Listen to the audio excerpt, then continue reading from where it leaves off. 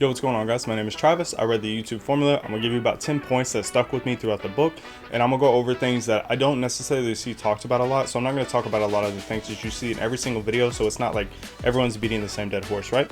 If you are interested in reading this book, please consider buying it with my Amazon affiliate link. I get a commission and it helps support the channel, helps me make more content and be able to put more back into the channel. Thank you.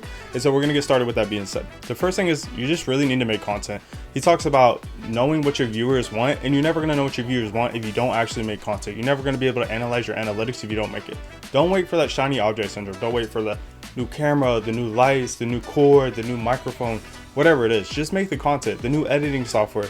Use what you have and try to do your best. People are gonna watch your content if it brings value no matter what. Even if it doesn't sound that great, they're gonna watch it, and then you can invest later onto it, right?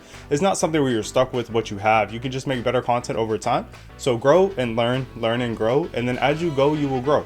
I just made that up. But make your content, put it out to the universe, see what happens.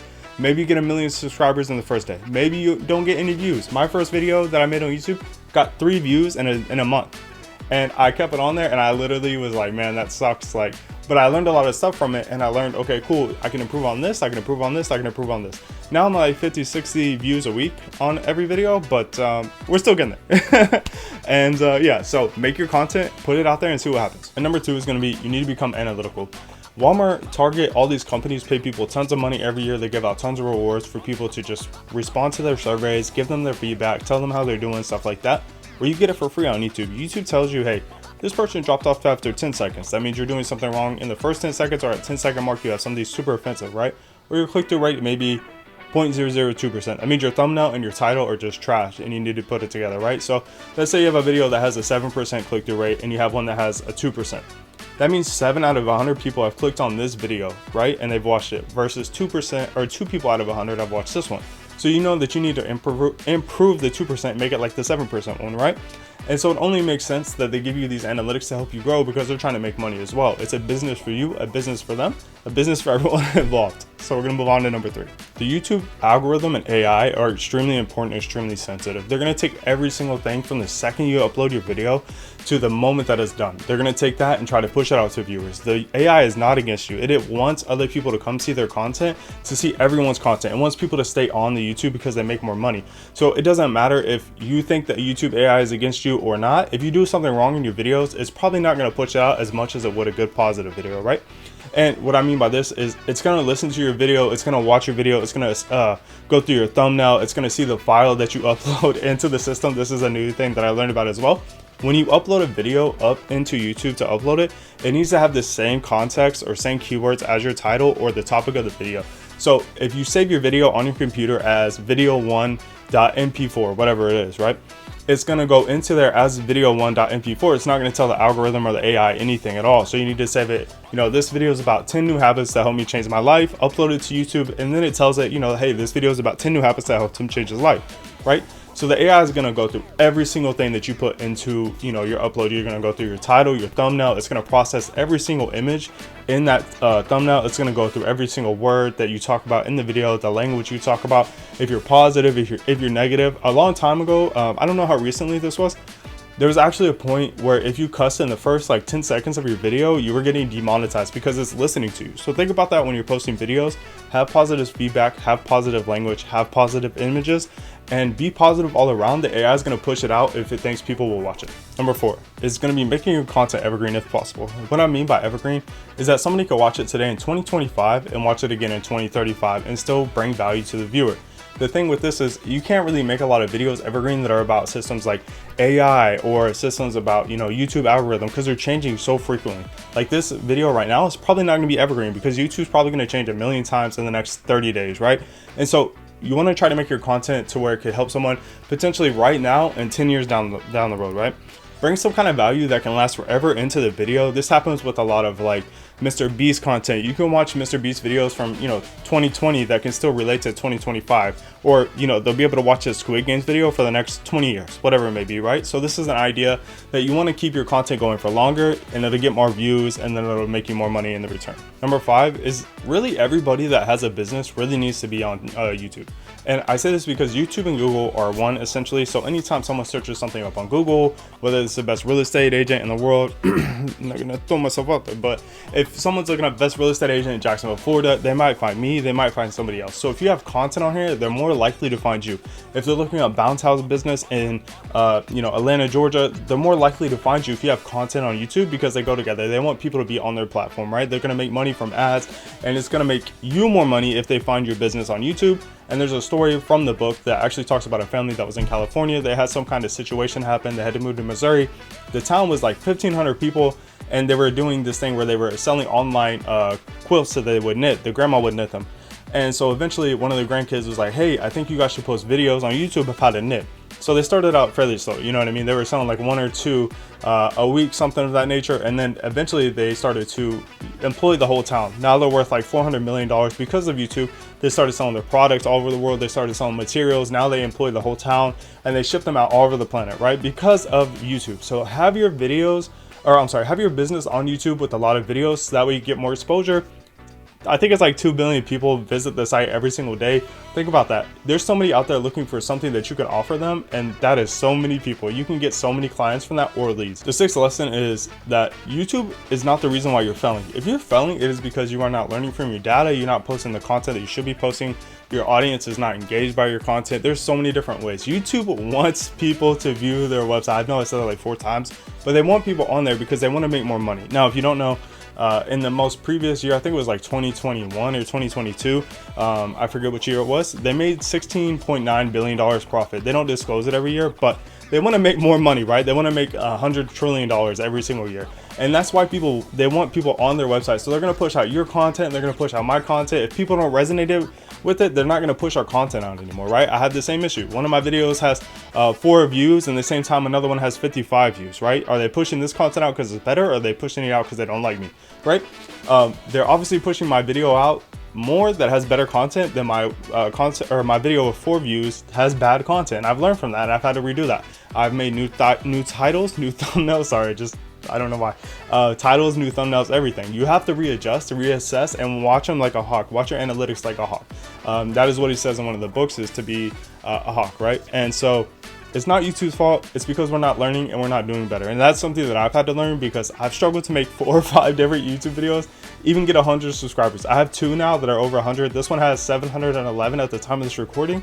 And then I have one that has 161 right now. So it's our fault, not YouTube's fault. That's something that I had to learn, and I'm gonna move forward with that one, because that one's gonna sting for a lot of people. I'm sure it's time for me. Number 7 is treat it like a business. YouTube is essentially a business, right? You can make so much money on YouTube. There's stories of people making millions of dollars, hundreds of thousands of dollars, tens of thousands a month. And it's really because they treat it as a business. Now, I'm a real estate agent, so I know how business works for the most part. And it is a little bit of a struggle to get up here and record. Even right now when I'm talking, I'm kind of like messing up. I'm super nervous. I'm looking at myself in the camera and I'm like, oh, I don't want to do this, but I want to have a YouTube channel. I want to be able to push content out there. I want to be able to help young people. Take it serious as a business. Set time every single day that you're going to make a video, right? There needs to be, they call it golden hours in real estate, but there's like a time of day where you're like, okay, cool, I'm going to make videos from this time to this time. Nobody's gonna interrupt me. I'm gonna put my phone down. I'm gonna lock my door. I'm gonna have food ready. If I want to go get food, I don't have to get up and leave my office or your room, whatever it is. You are ready to make videos. You're ready to go. Have it planned out. Treat it like a business. Treat it like you are not gonna make any money with this until you start being professional at it, right? And that's something I'm struggling with as well, is trying to be more professional, trying to have better videos, trying to get better content, trying to give better value, trying to help people more.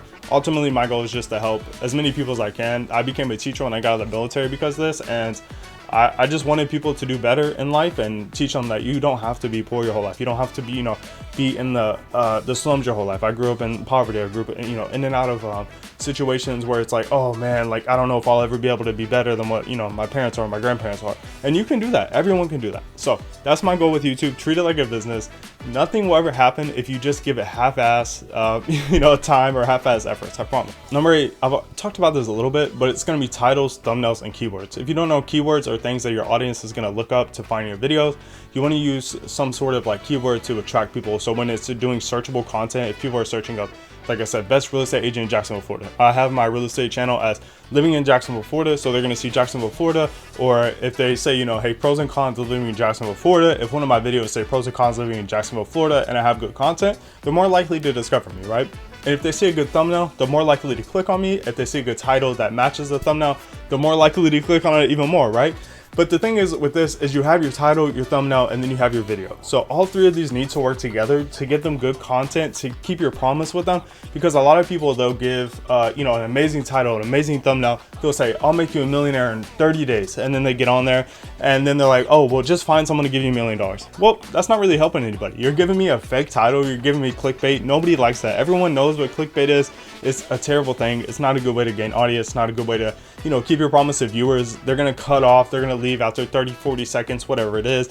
You have these, you know, guru people who are like, oh, I'll teach you how to make $45 million in 10 minutes. And then they just lose all their content, right? Or people start calling them a scam, whatever it is. I don't know. But I'm just saying, use your title, your thumbnail, and your video correctly. Use them in one piece. Tell them what you're going to give them and fulfill that promise later on in your video. That's a lot of issues with a lot of creators are they give you these amazing titles, amazing thumbnails, and then the video is very just average, right? And that's something I'm working on as well, trying to make all three of them work in unison. I'm very bad at thumbnails. I'm using the generic, you know, picture of me and then some kind of text in the middle to draw your eyes. But there are so many good like videos on how to make good thumbnails, and I've learned a lot. And this is one that I cannot stop stressing enough. This is one that I stress on a lot in the book, is that your titles and your thumbnails are going to make people click on your videos. Mr. Beast says, you know, if they don't click, they don't watch, right? So you have to make sure these work well. Number 9 is going to be add-ons that you can use to help you find keywords, titles, subjects that you want to talk about, or content ideas such as TubeBuddy, vidIQ, Keywords Everywhere. Those are the 3 that I personally use. It's not a sponsored video of anything of that nature, but I use Keywords Everywhere to go look on Google. Hey, what are people looking up? You know, for an example from our real estate channel, are people looking at pros and cons of Jacksonville? They're looking up beaches of Jacksonville. I looked up, you know, Batman videos on here on accident, and 276,000 people every single month on YouTube look up Batman animation reviews, right? And so these are things that'll help you make content that people are actually searching for. You don't want to just post content where it's like, oh, okay, you know, I had a great day and nobody knows me. You have 2 subscribers, you're posting about your day. It's going to be hard for them to really find your content because you're saying, oh, title, had great day at beach with dog, right? It's something like that. Nobody's going to want to see that, right? It's just, they're not going to search it. They're not going to find it. Will YouTube suggest it? I don't know. YouTube has a very weird dynamic where they're trying to find people to watch your content, but if they can't find it, they won't suggest it. If people don't want to watch your content, if they can't find your content, if you don't have a good title, thumbnail, keywords, and if you don't keep your promise, you're not going to have any kind of luck on YouTube. It's not going to grow. Use your analytics, use your keywords, have people find your content. It has to be searchable. Searchable content will win the game, and that's what it says multiple times in this book. That is one of the biggest things in this book. But use the add-ons to help you, because they'll tell you, hey, this video would be a great video to make for your channel. It'll rate it 1 out of 100. It'll say this will be 100 out of 100 video. I think it'll do great on your video. It'll help you with keywords. It'll help you with, you know, the ideas, the titles, and also the thumbnail titles, or the thumbnail ideas as well. So use add-ons, let them help you, let technology help you. We've gotten a little lazy with technology, but it does help. And the 10th one that I really want to talk about is just niching down. And this is something that a lot of people do talk about, but I think it is worth mentioning, because a lot of people don't really pay attention to the fact that if you post, you know, Minecraft videos on a real estate channel and you do that consistently, you post back and forth, nobody's going to know what your content is about. The AI is not going to know what your content is about. The algorithm's going to be confused. It's going to push it out to the wrong people. The people aren't going to watch your video. It's going to give you a bad click-through rate. And then people are going to, you know, it's going to stop pushing content out to people. People are going to stop watching your videos. You're not going to make any money. You're going to lose tons of viewers, and it's just going to be a bad time. So pick a niche. I know that's something that everyone says. Pick a niche. Riches are in the niches. Pick a niche, go for it, stick in that niche, have sub niches. For an example is, I have a self-development channel and I want to talk about books on here, right, where I help people grow. But if I read a fantasy book, or if I read, you know, some type of science fiction book, and I learn something mentally, saying, you know, if I'm reading Brandon Sanderson's The Way of Kings and I'm like, oh, Kaladin really stuck through whatever it was, and it made me think, man, I need to, you know, really stick through whatever I'm going through, because it's nothing that they're going through. Maybe I do a review on that, saying, oh, you know, this character goes through so and so, and it really taught me, man, I should be grateful, I should work harder, I should stay up later, I should wake up earlier, whatever it may be. So have a little bit of sub niches in your channel. That way you can have a little bit of fun with it as well. So those are some of my biggest takeaways from the YouTube formula. If you read this, leave the ones that you took. I hope that you guys are having a great day. I hope this helps somebody. I hope this helps somebody just feel motivated to make a channel, start making content. Again, if you want to read this book, please consider using my Amazon affiliate link down below. Helps the channel out, helps me out tremendously. I hope you guys have a great day. I hope you stick around and watch the rest of the videos, because I want to help everyone that I can, and I'm going to give you guys the best content that I can. Thank you so much. Have a great rest of your day.